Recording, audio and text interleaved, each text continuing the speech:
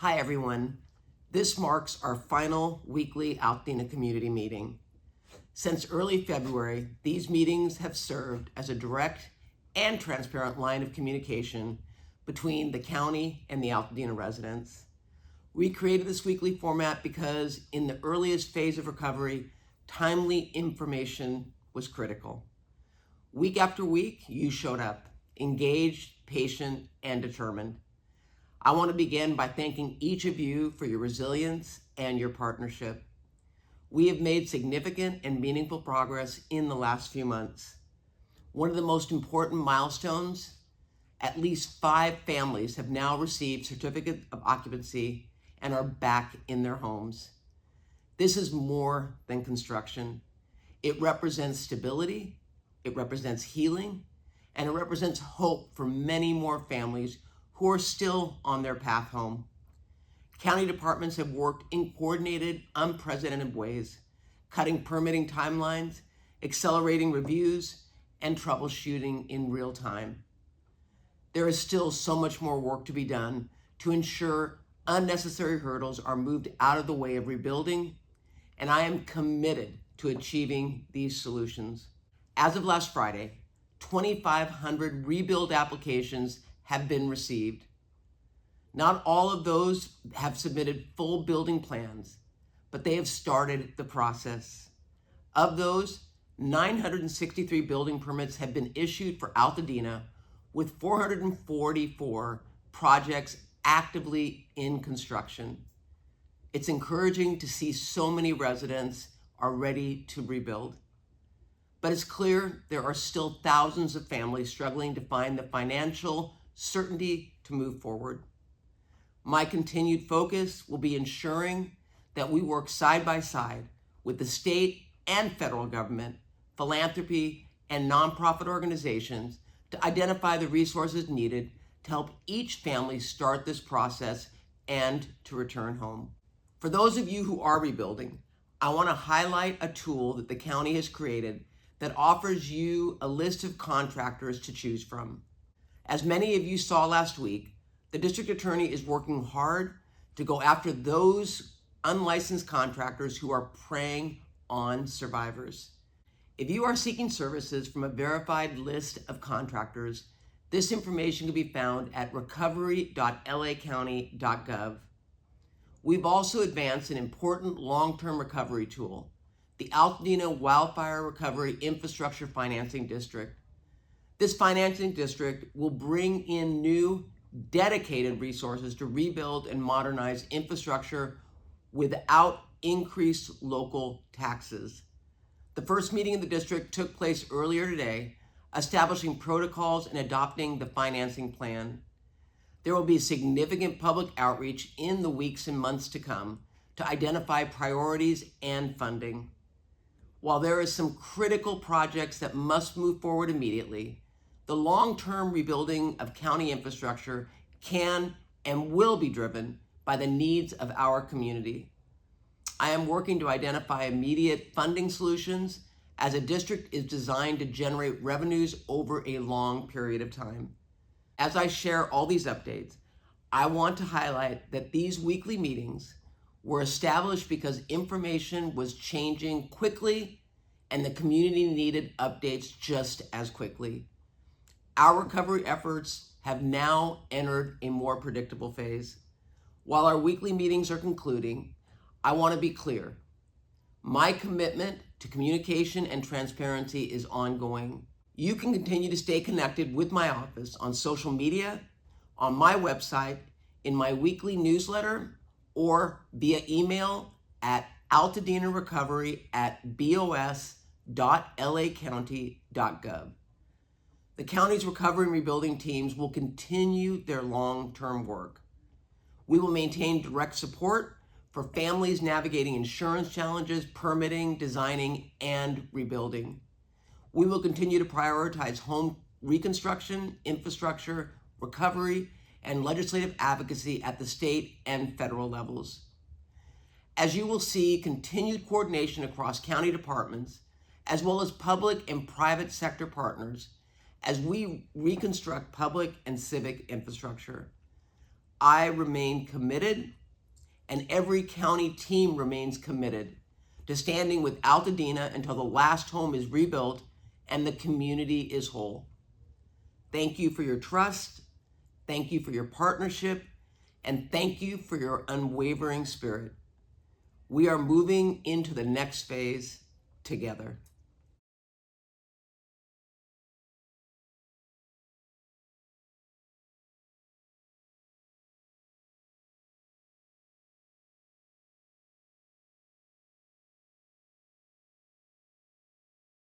Hello, everyone. Thank you for the opportunity to provide an update on the rebuilding progress. My name is Tara Haramoto. I'm a principal engineer at LA County Public Works, leading coordination efforts at the Altadena One-Stop Permit Center.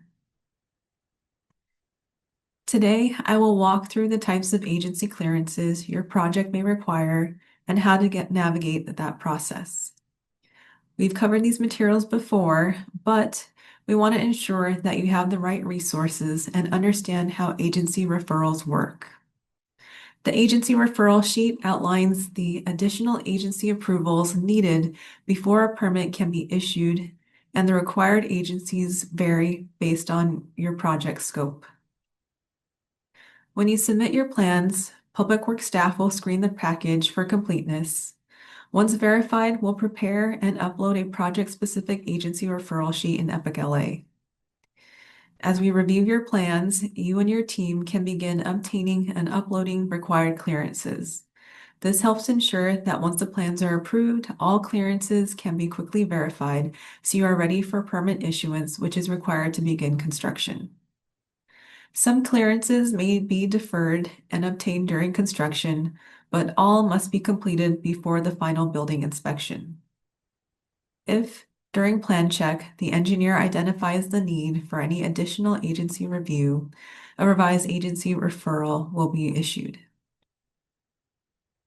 It's very important to highlight agency clearances for fire rebuilds that will require your action. All fire rebuild projects will require a water will serve letter from your water agency.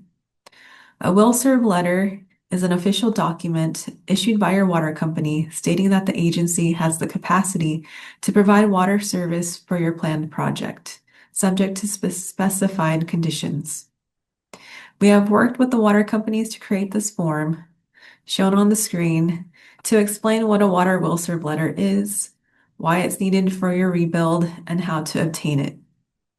You can find this form on our Roadmap to Rebuilding page on the LA County Recover site within the permit process step. Even though water service existed at the address, rebuilding can change the water demand.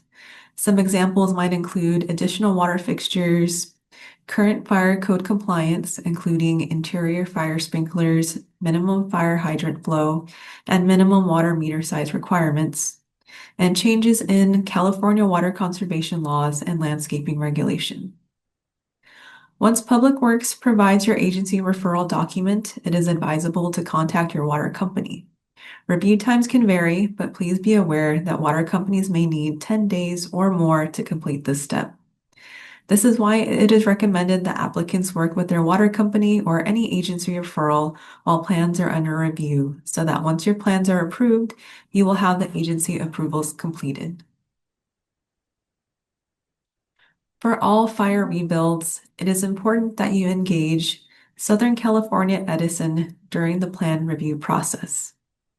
SCE is involved with where and how power will be provided to serve your property.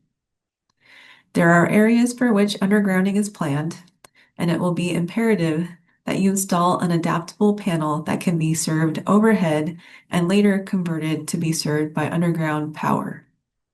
These adaptable power panels cost the same as traditional panels and will prepare you to continue to receive power for the life of the panel. Working with Edison will be the best way to stay informed on how to prepare your site now and for the future.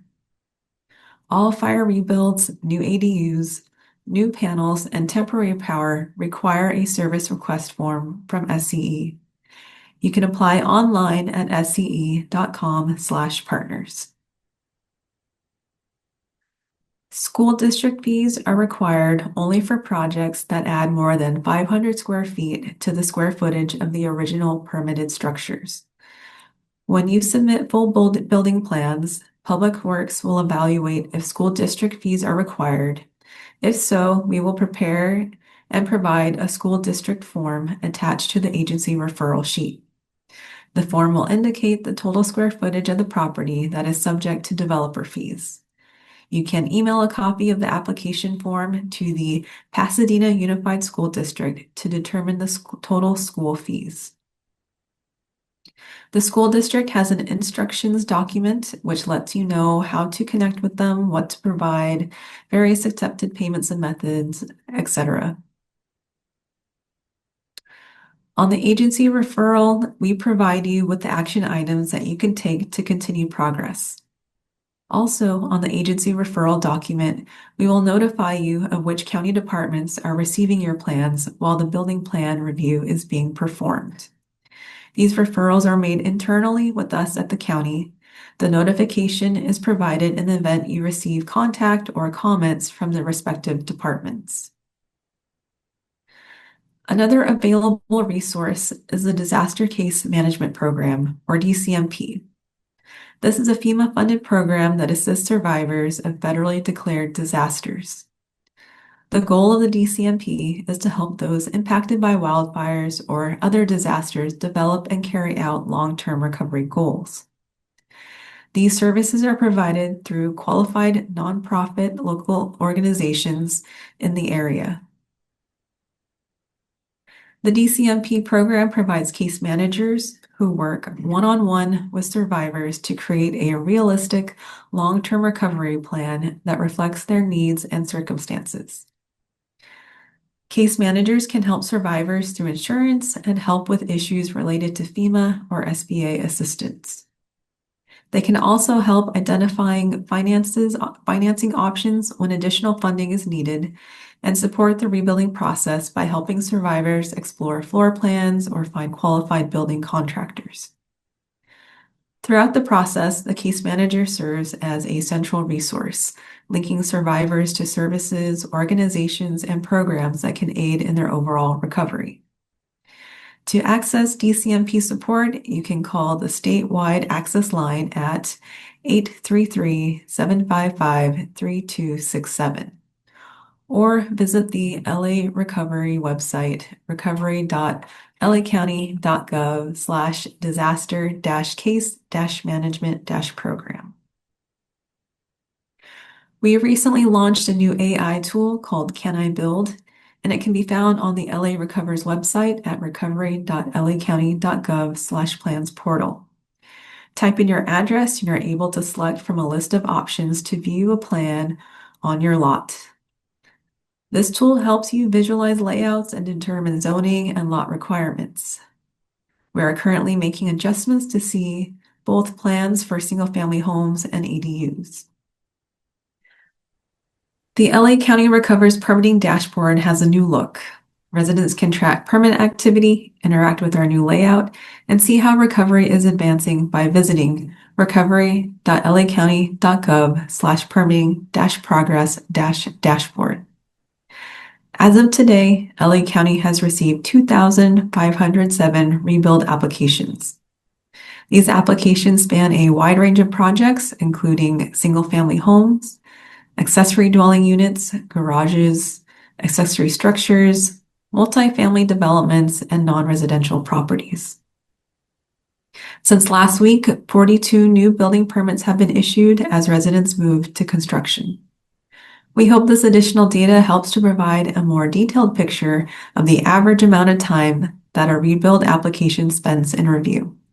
This concludes my updates for today, and thank you for your time.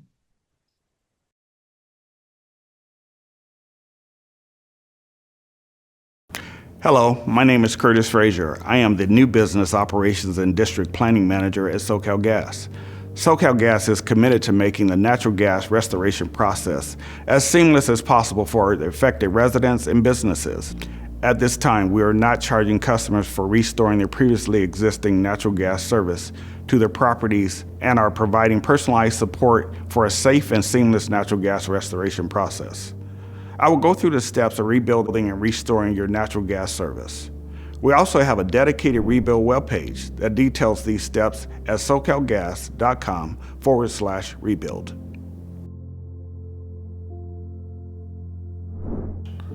Step 1. Plan. Customers or licensed contractors should request service restoration during the planning stages of their project before construction begins. To begin the process, please fill out the simple form at socalgas.com/rebuild form. After completing the form, an email confirmation will be sent to the email address you provide. It is important to submit the application as early as possible. We recommend at least 3 months before the date natural gas service is needed. This will provide ample time to plan, permit, install, and turn on the natural gas service. A SoCalGas planning representative will contact you within 5 business days after submitting the rebuild form. For homes being rebuilt, we are offering customers a residential energy-efficient fire rebuild program, which provides financial incentives for single-family and multifamily homes prior to the start of construction. Step 2. Build. SoCalGas representatives will perform several site visits throughout the process and will advise customers to where the natural gas meters will be placed. They will also evaluate the property's projected natural gas needs to determine what size service line will be required. In instances where the service installation deviates from the original service, a contract will be issued to customers for estimated costs exceeding the original service installation credit amount.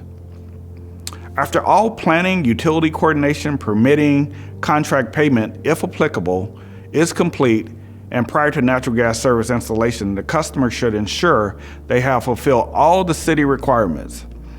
As with any time you dig, please make it a priority to call Dig Alert at 811 prior to digging.